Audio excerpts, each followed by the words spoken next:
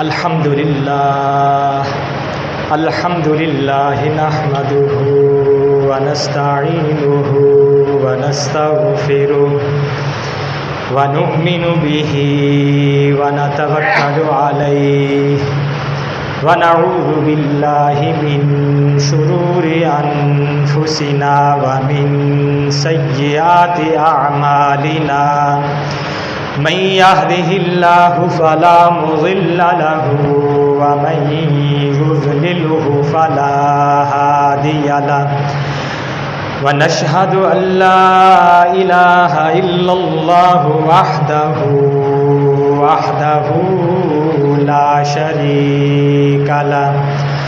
لا شريك له ولا نظير له ولا مشير له ولا معين له ونشهد أن سيدنا وسندنا وحبيبنا وشفيعنا ومحبوبنا محمدا عبده ورسوله أما بعد فأعوذ بالله من الشيطان الرجيم بسم الله الرحمن الرحيم ومن الليل فتهجد به نافلة لك عسى أن يبعثك ربك مقاما محمودا وقال النبي صلى الله عليه وسلم أنا أول من تنشق الأرض ولا فخر ولواء الحمد بيدي ولا فخر وكل الناس تحت لوائي ولا فخر أو كما قال عليه الصلاة والسلام.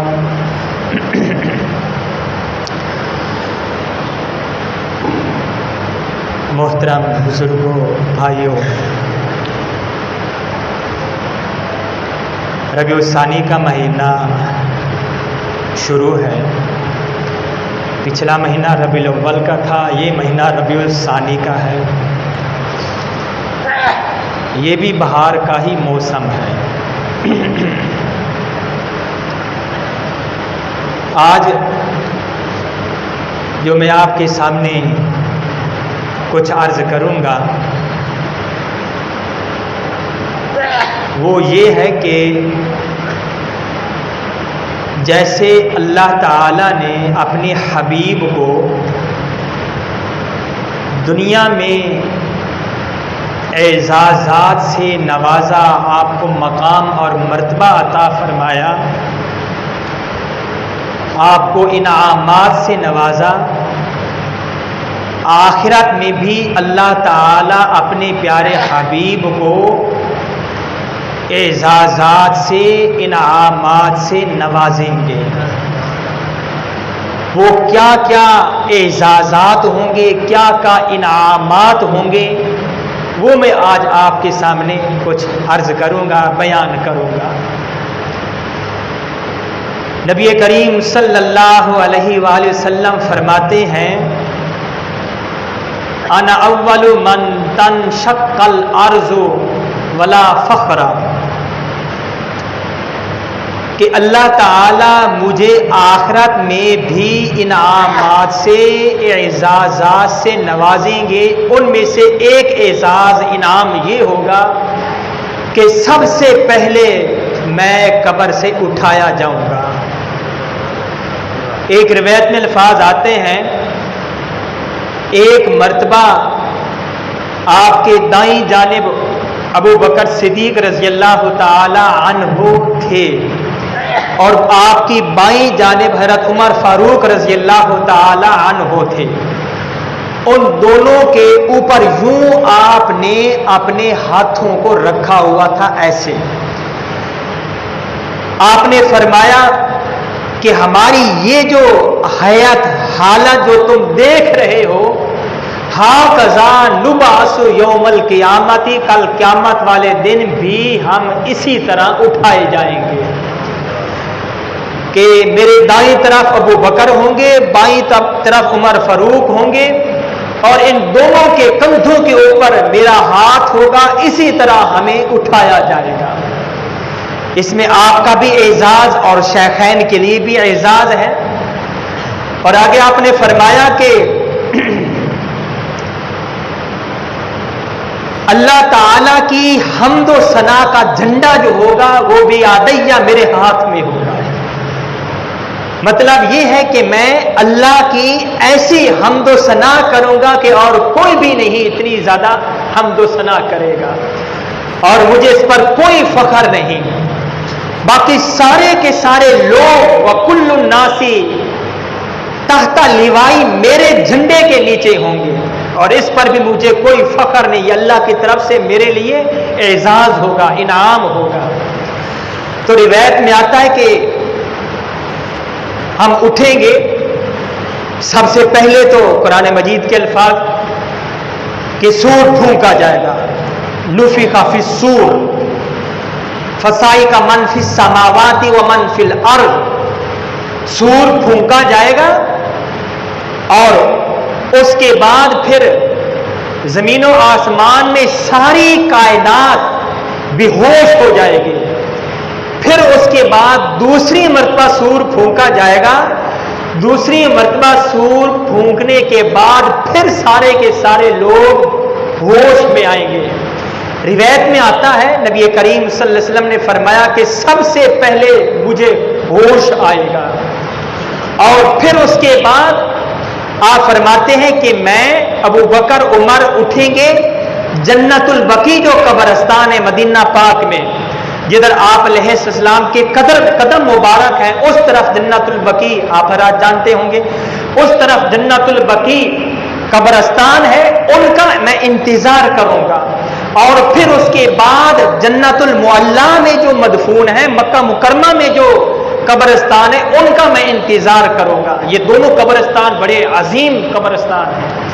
किताबों में लिखा है कि जन्नतुल बकी जो कब्रिस्तान है, इसमें कमो बेश 10,000 सहाबा कराम मदफून हैं, और सिवाय 2 अजवाज के, 2 बीवियों के बाकी 9 जो बीवियां आपकी हैं अजवाज मुताहरात हैं, वो भी यहीं पर मदफून हैं, और आपकी बेटियां भी इसी जन्नतुल बकी कब्रिस्तान में मदफून हैं।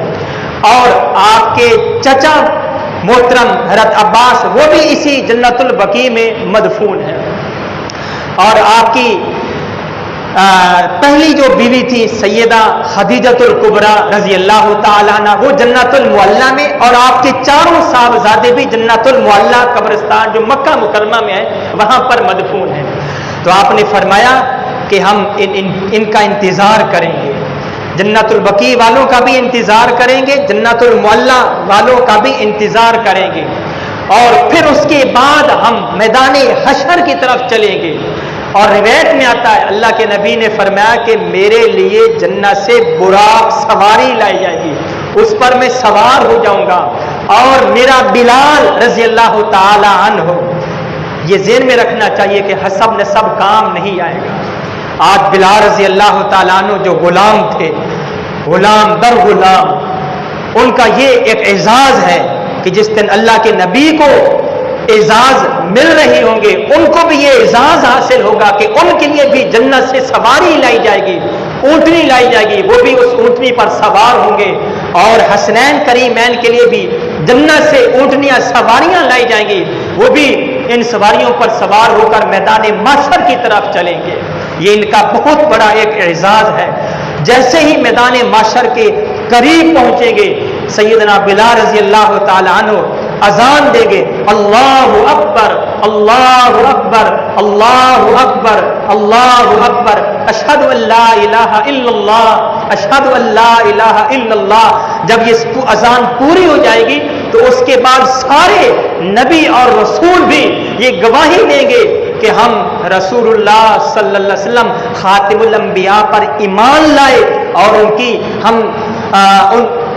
इमामत की, नबूवत की, रिसालत की हम गवाही देते हैं। یہ اللہ تعالیٰ اپنے حبیب کو انعامات اور اعزاز عطا فرمائیں گے.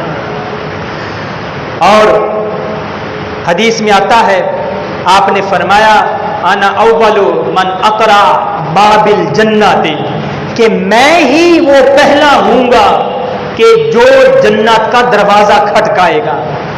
روایت میں آتا ہے کہ آپ جنت کا دروازہ کھٹکائیں گے، آگے سے آواز آئے گی کون کون، آپ فرمائیں گے یا جو آپ کے ساتھ ہوں گے کہ انا محمد صلی اللہ علیہ وآلہ آلہ وسلم. جب آپ کا نام مبارک آئے تو درود شریف پڑھنا چاہیے. سب سے مختصر یہ درود صلی اللہ علیہ وآلہ وسلم. تھوڑا سا اس سے پیچھے ہم چلے جائیں. حدیث میں آتا ہے آپ علیہ السلام نے فرمایا کہ روزانہ صبح کے وقت میرے روضے پر 70,000 فرشتے آتے ہیں، اور وہ ایک مرتبہ 70,000 فرشتے جو آتے ہیں قیامت تک ان کی باری نہیں آئے گی. اور یہ روزانہ یہ ترتیب ہوتی ہے، روزانہ 70,000 فرشتوں کی ڈیوٹی ہے.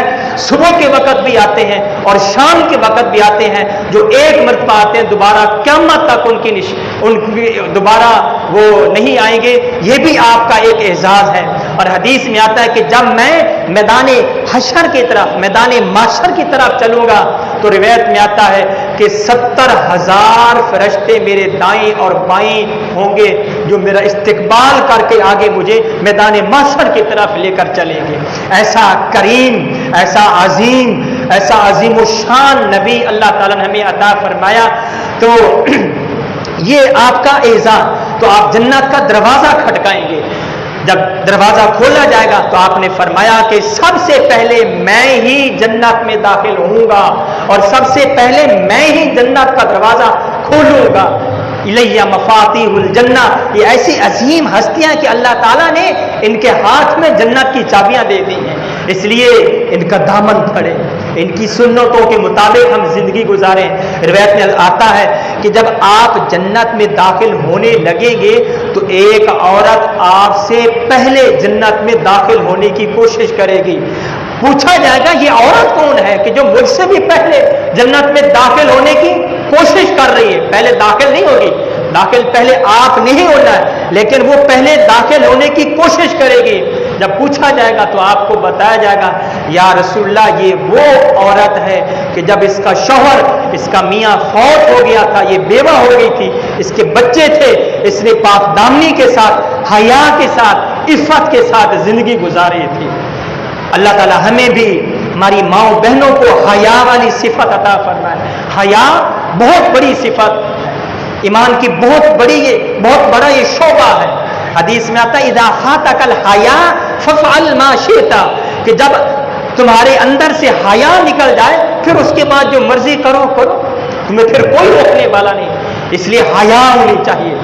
اور حیا سے مجھے یاد آیا انسان، مرد اور عورت کا جسم جو ہے وہ کتنا سطر کتنا ہوتا ہے. مرد کا ناف سے لے کر گھٹنوں کے نیچے تک، اس حصے کو مردوں کے لیے چھپانا ضروری ہوتا ہے. اگر ہم نے اس کو ظاہر کیا تو حدیث شریف میں آتا ہے لعن اللہ الناظر والمنظور الیہ، کہ اللہ تعالیٰ دیکھنے والے پر بھی لعنت فرماتے ہیں اور جو دکھانے والا ہوتا ہے اس پر بھی اللہ کی لعنت ہوتی ہے. اس لیے ہمیں اپنے سطر کا خیال کرنا چاہیے. اور عورتیں جو ہوتی ہیں ان کا پورا وجود، پورا جسم وہ سطر ہوتا ہے، سوائے یہ ہتھیلی کے اور یہ آنکھوں کے پردہ، تو وہ یہ محرم کے لیے، ورنہ پورے جسم کو ڈھانپنا، یہ غیر محرموں سے پورے جسم کو ڈھانپنا یہ ضروری ہے، فرض ہے. عورت کو اللہ تعالیٰ نے یہ حکم دیا قرآن مجید میں کہ اپنے اوپر چادر اوڑھ کر رکھے. اور اللہ تعالیٰ معاف فرمائے آج ہمارے معاشرے میں عورتوں کا جو لباس ہوتا ہے اس پر انتہائی افسوس ہوتا ہے. پردہ تو ہے ہی نہیں، لیکن جو لباس جو ہوتا ہے اتنا تنگ اور چست لباس ہوتا ہے کہ اللہ تعالیٰ ہماری حفاظت فرمائے، یا اتنا باریک ہوتا ہے کہ گویا کہ وہ لباس نہیں پہنا ہوا. جیسا کہ حدیث میں آتا ہے اللہ کے نبی نے فرمایا کہ ایسی بھی عورتیں ہوں گی کہ جن پر اللہ کی لعنت ہوگی اور وہ ننگی ہوں گی حالانکہ انہوں نے کپڑے پہنے ہوئے ہوں گے. اور اس کا مطلب یہی ہے کہ ان کے کپڑے باریک ہوں گے یا چست تنگ کپڑے ہوں گے کہ وہ سارا جسم جو ہوگا وہ نظر آ رہا ہوگا. اس لیے بھی اس پر بھی پابندی کرنی چاہیے گھروں میں. پردہ یہ ضروری ہے عورت کے لیے. عورت کا معنی لفظ عورت جو ہے عورت اس کا معنی بھی چھپانے کی چیز ہے. اس لیے گھروں میں پردہ یہ ضروری ہو. یہ کزن وغیرہ سب سے پردہ ضروری ہے. ان سے پردہ انتہائی ضروری ہے. تو بہرحال حیا یہ ضروری ہے. تو نبی کریم صلی اللہ علیہ وسلم نے فرمایا کہ میں جنت میں سب سے پہلے داخل ہوں گا، اور پھر اس کے بعد جب جنت میں داخل ہو جائیں گے تو اس کے بعد پھر حدیث میں یہ بھی آتا ہے کہ نبی کریم صلی اللہ علیہ وسلم حساب کا بھی وہ معاملہ ہے، وہ جنت میں داخل ہونے سے پہلے ہوگا.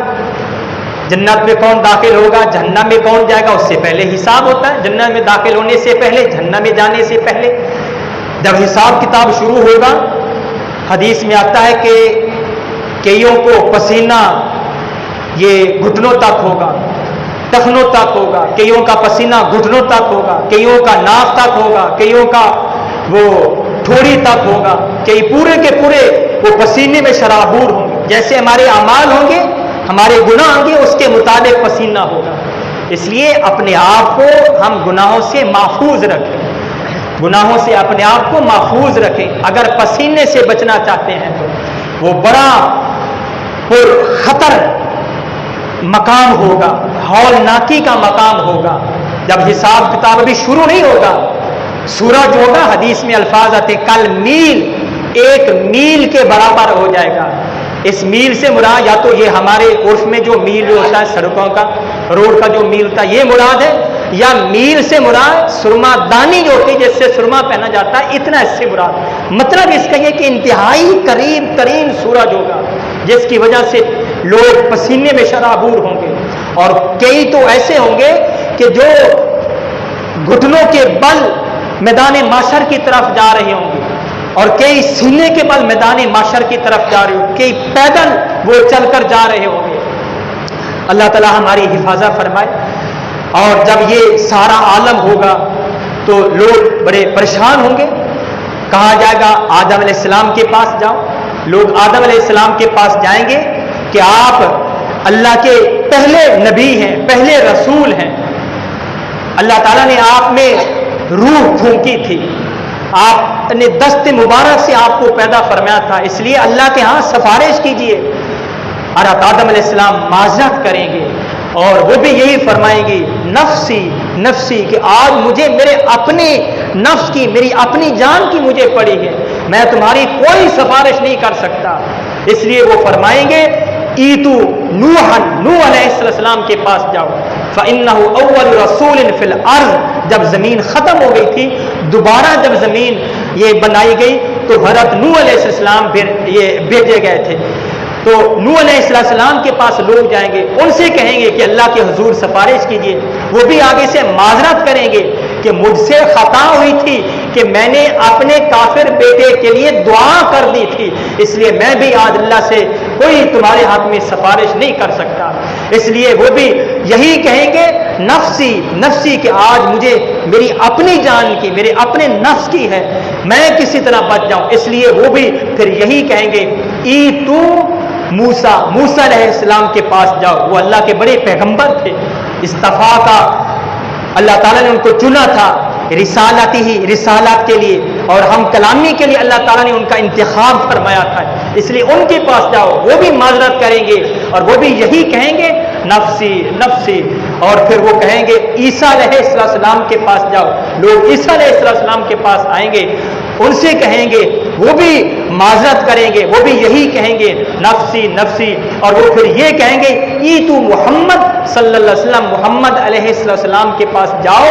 لوگ سارے کے سارے محمد علیہ السلام کے پاس آئیں گے اور آپ فرماتے ہیں کہ ہاں مجھے ہی اسی کے لیے پیدا کیا گیا، مجھے ہی اسی کا حکم ہے کہ میں لوگوں کی ساری امتوں کی سفارش کروں، ساری امتوں کی، صرف اپنی امت کی نہیں، ساری امتوں کی سفارش کروں گا. تو اس کے بعد پھر نبی کریم صلی اللہ علیہ وسلم فرماتے ہیں، ایک روایت میں آتا ہے آپ فرماتے ہیں کہ میں سجدے میں چلا جاؤں گا. حدیث میں آتا ہے اذا نابہ امر، دنیا میں بھی جب آپ کو کوئی پریشانی ہوتی تھی، کوئی غم لاحق ہوتا تھا تو آپ نماز پڑھا کرتے تھے، اللہ کے حضور سجدہ کیا کرتے تھے۔ یا ایھا الذین آمنوا استعینوا بالصبر والصلاۃ، اے ایمان والو جب تمہیں کوئی تکلیف پہنچے تو اللہ سے مدد طلب کرو۔ کیسے؟ نماز پڑھنے کے ساتھ، صبر کرنے کے ساتھ صبر کرو اور نماز پڑھ کر اللہ سے مدد مانگو، نماز پڑھ کر اللہ سے مشکل کشائی مانگو۔ تو نبی کریم صلی اللہ علیہ وسلم فرماتے ہیں کہ میں بھی سجدے میں چلا جاؤں گا، اور آپ نے یہ فرمایا تھا، حدیث میں الفاظ آتے ہیں کہ جب میں سجدے میں جاؤں گا تو اللہ تعالیٰ ایسے کلمات میرے دل میں ڈالیں گے کہ جن کو میں اب نہیں جانتا، جن کو میں اب نہیں جانتا، وہ مجھے معلوم نہیں وہ کون سے کلمے ہیں۔ جب میں سجدے میں چلا جاؤں گا تو اس وقت اللہ تعالیٰ میرے دل میں ایسے کلمات ڈالیں گے کہ میں مسلسل الی یوم الجمعہ، جمعہ تک، گویا کہ ایک ہفتہ اللہ تعالیٰ کے آگے سجدے میں پڑے رہیں گے اور اللہ تعالیٰ کی تعریف ہی تعریف کرتے رہیں گے۔ تو اس کے بعد اللہ تعالیٰ فرمائیں گے فیقول اللہ تعالیٰ فرمائیں گے یا محمد، اے محمد ارفع راسک، اپنا سر اٹھائیے، سل تو عطا، آج جو بھی مانگو گے تمہیں عطا کیا جائے گا، دیا جائے گا، اشفع تشفع، جس کے بارے میں بھی تم سفارش کرو گے تمہاری سفارش قبول کی جائے گی۔ میرے عزیزوں، یہ وقت جو ہوگا بہت ہولناکی کا وقت ہوگا۔ حدیث میں آتا ہے، نبی کریم صلی اللہ علیہ وسلم فرماتے ہیں میں نے اللہ سے دو چیزیں مانگی ہیں، ایک مقام وسیلہ اور ایک مقام محمود۔ اذان کے بعد ہم دعا پڑھتے ہیں، دروشی پڑھنے کے بعد ہم دعا پڑھتے ہیں اللہم رب ہذہ الدعوۃ التامہ آت محمد الوسیلۃ والفضیلہ۔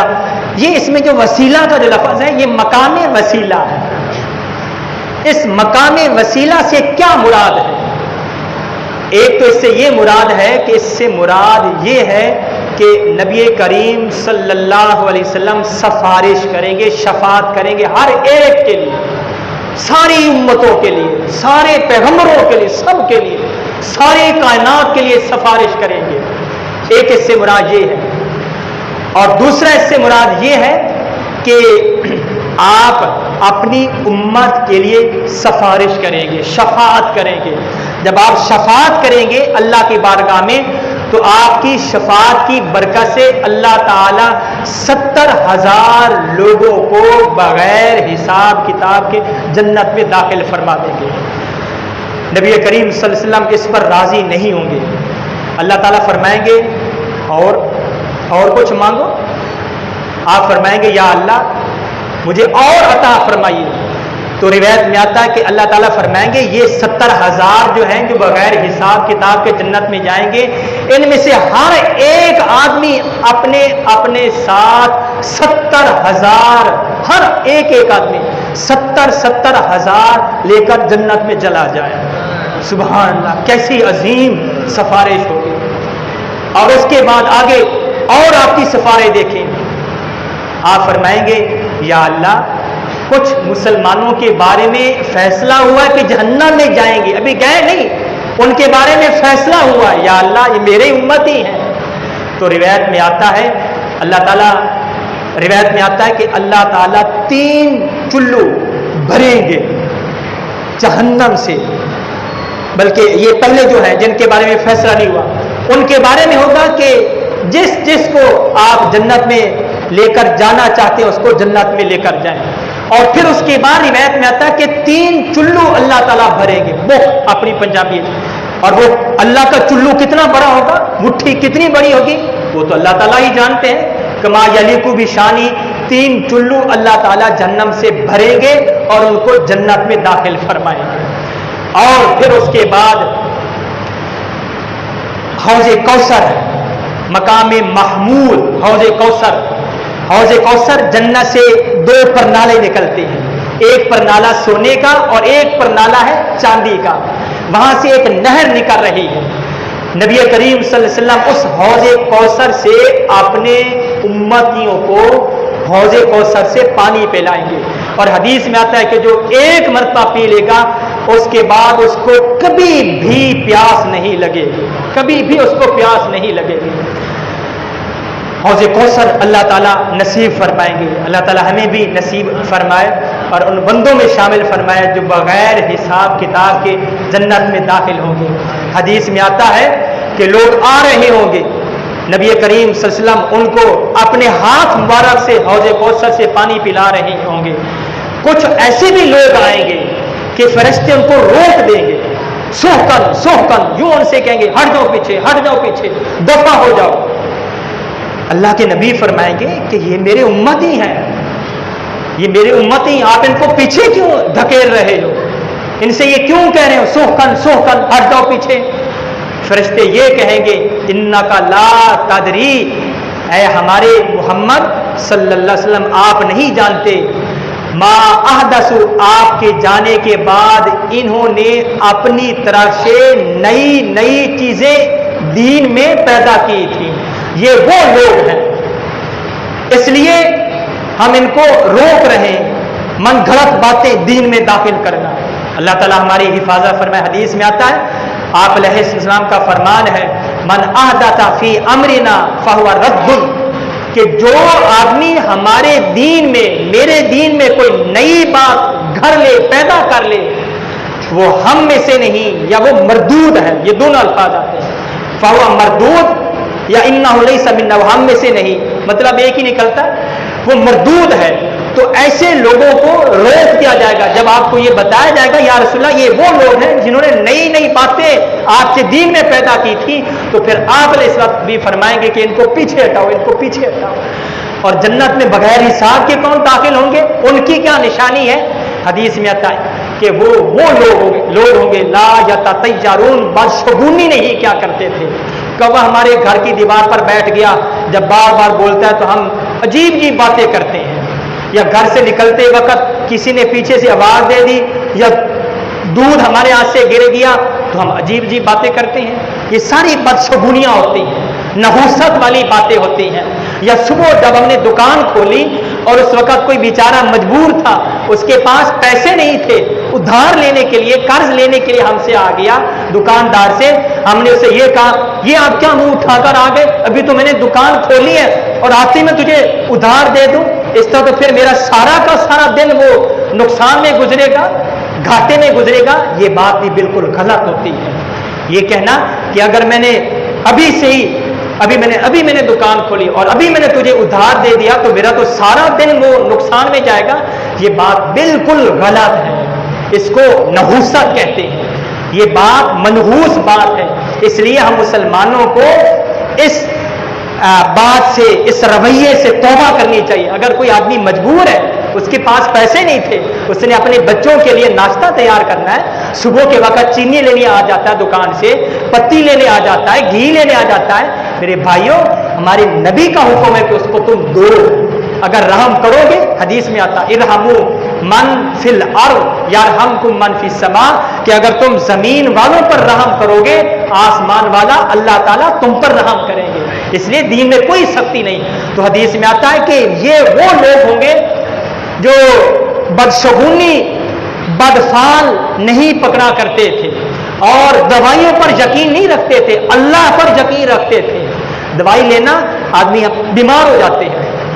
میں نے آپ کے سامنے وہ آیت پڑھی، یا ایھا الذین آمنوا استعینوا بالصبر والصلاۃ. ہم بیمار ہو گئے، کوئی تکلیف ہو گئی، کوئی پریشانی آ گئی، ہمارا بچہ بیمار ہو گیا اور کوئی پریشانی تکلیف میں مبتلا ہو گئے، سب سے پہلا جو کام ہے اللہ کے آگے ہاتھ اٹھائیں، یا اللہ خیر فرما، سب سے پہلا جگہ. اور اس کے بعد جو اللہ نے ہمارے لیے اسباب مہیا فرمائے ہیں، ڈاکٹر کے پاس جانا، دوائی، علاج، معالجہ، وہ بات کا نمبر ہے، وہ بھی کرنا. یہ نہیں کہ ہم وہ نہیں کریں گے، وہ بھی سنت ہی ہے. اسباب کو لینا، اسباب کو حاصل کرنا، یہ بھی سنت میں داخل ہے، ہمیں اس کا حکم ہے. لیکن اس سے پہلے جو اسباب والا ہے، مسبب الاسباب جو ہے، اللہ تعالیٰ کے آگے جھکیں، اللہ سے مانگے، یا اللہ مجھے یہ مسئلہ پیش آ گیا، میری مدد فرمائیے، ہمیں صحت عطا فرمائیے، اور پھر اس کے بعد دوسرا قدم اٹھائیں. تو بہرحال یہ چند میں نے آپ کے سامنے باتیں عرض کی کہ قیامت والے دن بھی، میدان محشر میں بھی اللہ تعالیٰ اپنے پیارے حبیب کو ان انعامات سے، اعزازات سے نوازیں گے کہ جو اور کسی کو بھی اعزاز اور انعام نہیں دیا جائے گا. اللہ تعالیٰ ہمیں سمجھنے کی توفیق عطا فرمائے اور عمل کرنے کی توفیق عطا فرمائے.